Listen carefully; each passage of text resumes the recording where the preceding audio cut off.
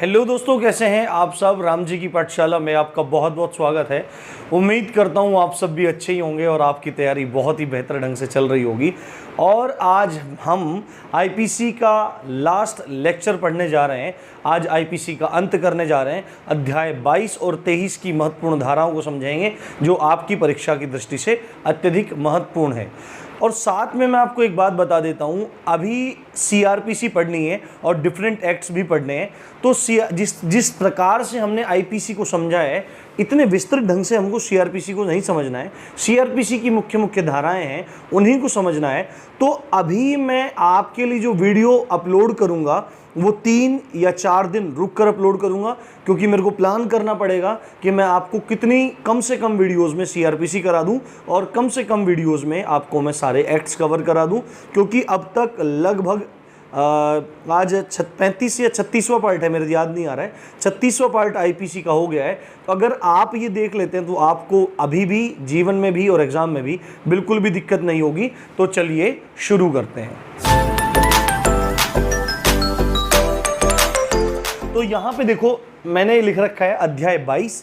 अध्याय 22 क्या कहता है? आपराधिक अभित्रास, अपमान तथा क्षोभ के विषय में। आपराधिक अभित्रास होता है धमकी देना, है ना। और उसके बाद अपमान तो आप समझते हैं, इंसल्ट कर देना। और क्षोभ का मतलब है कि किसी को गुस्सा टाइप सा आ जाना, क्षोभ हो जाए, किसी का मन शुद्ध हो जाए, परेशान हो जाए, गुस्सा आ जाए, मतलब कुछ भी उसके मन में हलचल हो जाए, उसको क्षोभ कहते हैं। तो इस अध्याय में हमको 503 और फिर उसके बाद 506, 508, 509, 510 और उसके बाद हम समझेंगे ये हमारा 23वां अध्याय है, अपराधों को करने का प्रयत्न, यानी कि अटेम्प्ट करना। जो हमारे अपराध हैं उनको करने का प्रयास या उनको करने का प्रयत्न, उनका दंड जहाँ पे अलग से दिया गया है। और अंत में मैं आपको धारा 31 के बारे में दोबारा से बताऊंगा। एक छोटी सी त्रुटि मुझसे हो गई थी, उसके लिए मैं क्षमा प्रार्थी भी होऊंगा और अभी भी हूँ, और आपकी वो गलती सुधार की जाएगी। तो धारा 503 डायरेक्टली बोल रही है आपराधिक अभित्रास के बारे में। आपराधिक अभित्रास का मतलब क्या है? अभित्रास का मतलब है धमकी देना, और आपराधिक अभित्रास का मतलब है कि ऐसी धमकी देना जो अपराध मानी गई है आईपीसी की धारा 503 के अंतर्गत। अब किसको कहते हैं आपराधिक अभित्रास, है ना। धारा 503 के अंतर्गत एक बार आप स्क्रीनशॉट ले लो। अब किसको कहते हैं आपराधिक अभित्रास, इसको समझ लेते हैं। यदि कोई व्यक्ति किसी व्यक्ति को उसकी या उससे संबद्ध किसी अन्य व्यक्ति की, देखो, यदि कोई व्यक्ति किसी दूसरे व्यक्ति को या तो उसी की या उस व्यक्ति से संबद्ध किसी अन्य व्यक्ति के शरीर की, संपत्ति की, ख्याति की क्षति करने की धमकी देता है, तो आपराधिक अभित्रास कहलाता है। कुछ को समझ में आ गया होगा, कुछ को नहीं आया होगा। एग्जाम्पल से समझते हैं। सपोज करो एक व्यक्ति है ए, दूसरा व्यक्ति है बी, ठीक है। अब ए व्यक्ति क्या काम करता है? बी को धमकी देता है, या तो उसी बी से रिलेटेड ए क्या काम करता है? बी को धमकी देता है कि मैं तेरे शरीर पे नुकसान पहुंचा दूंगा, मार दूंगा, चोट पहुंचा दूंगा, या तेरी संपत्ति को नष्ट कर दूंगा, तेरा मकान तोड़ दूंगा, जला दूंगा, या तेरी ख्याति, जो तेरा सम्मान है, उसको नेस्त नाबूद कर दूंगा। ए क्या काम करता है? या तो बी को उसके शरीर की, उसकी संपत्ति की, उसकी ख्याति को क्षति पहुंचाने की, नुकसान पहुंचाने की धमकी देता है।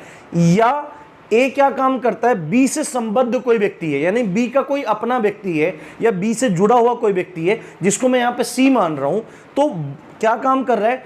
ए उस सी के बारे में बोल रहा है कि अगर बी को, ए बोल रहा है बी को कि अगर तू ये काम नहीं करता तो मैं सी की शरीर की हानि कर दूंगा, संपत्ति की हानि कर दूंगा, या उसकी ख्याति की हानि कर दूंगा।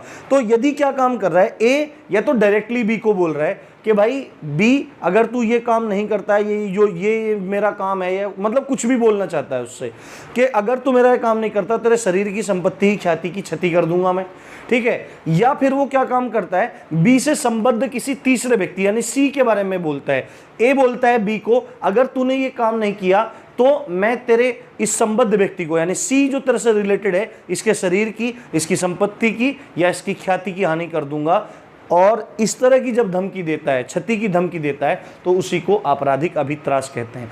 और अच्छे समझते हैं एक बार ना, हो सकता है अभी भी आपको क्लियर ना हुआ हो। यदि एक राम है, दूसरा है श्याम।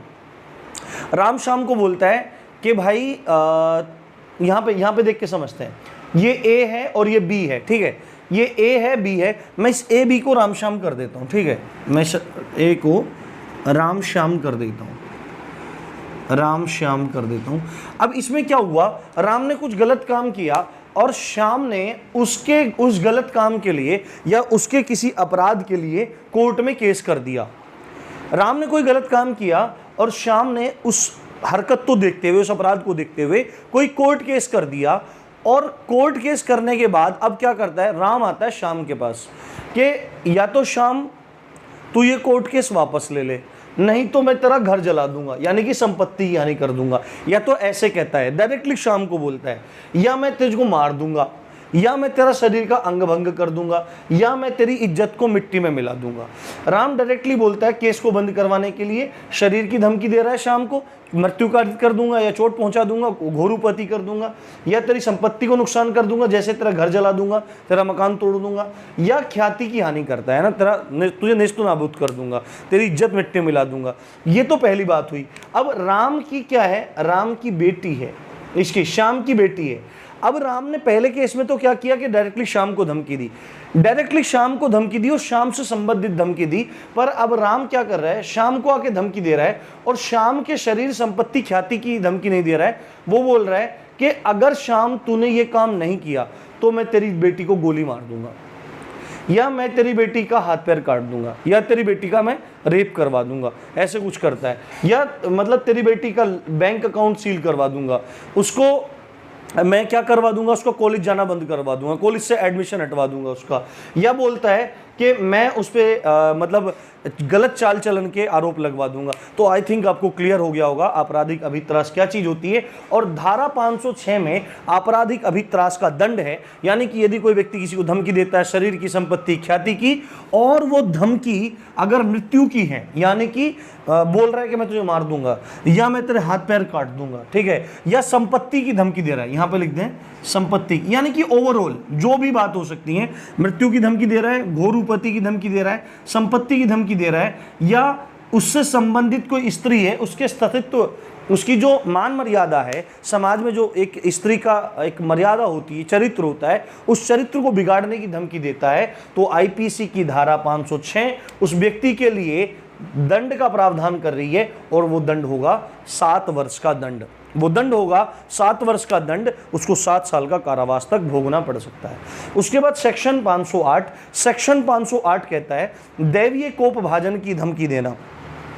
दैवीय कोप भाजन की धमकी देना, यदि कोई व्यक्ति किसी अन्य व्यक्ति से अपराध कराने के आशय से या अपराध कराने के प्रयत्न करने के आशय से क्या काम करता है, उसको दैवीय कोप भाजन की धमकी देता है, तो धारा 508 के अंतर्गत 1 वर्ष तक का कारावास हो सकता है।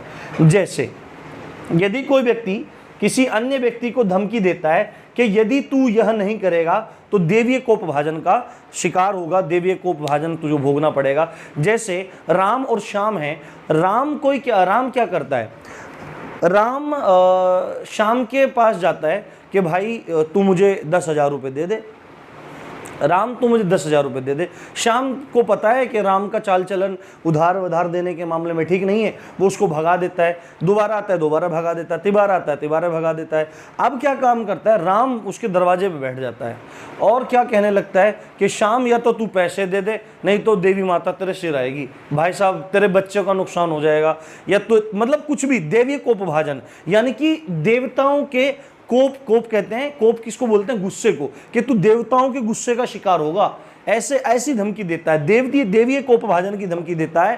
तो आईपीसी की धारा 508 के अंतर्गत उसको 1 वर्ष का दंड होगा। और अच्छे समझते हैं, यदि कोई व्यक्ति क्या काम करता है कि तू या तो ये काम मेरा कर दे, नहीं तो आज रात क्या होगा, वो देवता फलाना देवता तेरे दिमाग पे सवार हो जाएगा और तू अपने बेटे की हत्या कर देगा, ऐसे कर देगा, और डरा ऐसी धमकी देता है, ऐसी धमकी देता है अपराध को कराने के आशय से या अपराध के प्रयत्न को कराने के आशय से, तो धारा 508 के अंतर्गत 1 वर्ष का दंड उसको होगा।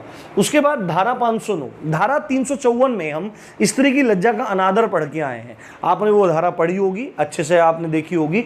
उसी से मिलती जुलती धारा 509 है। डायरेक्टली बोल रहा हूं, ज्यादा लंबा चौड़ा नहीं कर रहे हैं। स्त्री की लज्जा का अनादर 509 में भी दिया हुआ है। यदि कोई व्यक्ति किसी स्त्री के प्रति कोई शब्द का उच्चारण करता है या कोई ऐसा कार्य करता है जिससे स्त्री लज्जित हो जाती है, जिससे उसके मन में क्षोभ आ जाता है, जिससे वो क्षुब्ध हो जाती है, तो आईपीसी की धारा 509 उसके लिए 3 वर्ष का दंड का प्रावधान कर रही है। और मोस्ट इंपोर्टेंट धारा 510, मत्त व्यक्ति द्वारा लोक स्थान में अतिचार, यानी कि मत्त किसको बोलते हैं? मत्त व्यक्ति हम पढ़ के आए हैं 85 में, धारा 85 में मत्तता को पढ़ के आए हैं, मत्त व्यक्ति को पढ़ के आए हैं। मत्त का मतलब होता है मस्त, और मस्त कौन हो जाते हैं? जो नशा करते हैं, चाहे वो किसी भी चीज का नशा करते हैं, वो मस्त हो जाते हैं।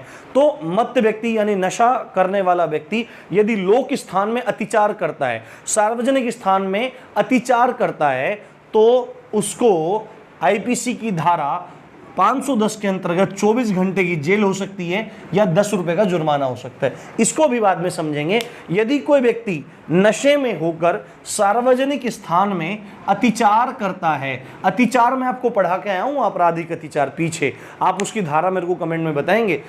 तो अतिचार का मतलब क्या है कि नशे में होकर किसी को अपमानित कर रहा है, नशे में होकर किसी को अभित्रास दे रहा है, पब्लिक प्लेस में अभित्रास दे रहा है, धमकी दे रहा है, या कोई ऐसा काम कर रहा है जिससे किसी का मन क्षुब्ध हो जा रहा है, कोई परेशान हो जा रहा है, गुस्सा आ रहा है, ग्लानि, कुछ भी इस तरह का हो रहा है, तो वो अतिचार माना जाएगा। और नशे में यदि कोई व्यक्ति ऐसा काम कर रहा है तो आईपीसी की धारा 510 उसके लिए 24 घंटे के कारावास के दंड का प्रावधान कर रही है या 10 रुपए के जुर्माने का प्रावधान कर रही है। अब ये मत सोचना आप कि 10 रुपए ही क्यों बोला गया। आपको पता है कि आईपीसी 1860 का अधिनियम है और 1862 में लागू हुआ, तो उस समय 10 रुपए कितने होते थे आप सबको इस बात का पता होगा। तो पुराना अधिनियम है, इसलिए यहाँ 10 रुपए की बात कही गई है। अब सीधे अंतिम अध्याय की तरफ चलते हैं। अध्याय 23, अपराधों को करने का प्रयत्न, अपराधों को करने के प्रयत्न का दंड, अपराधों को करने के प्रयत्न का दंड।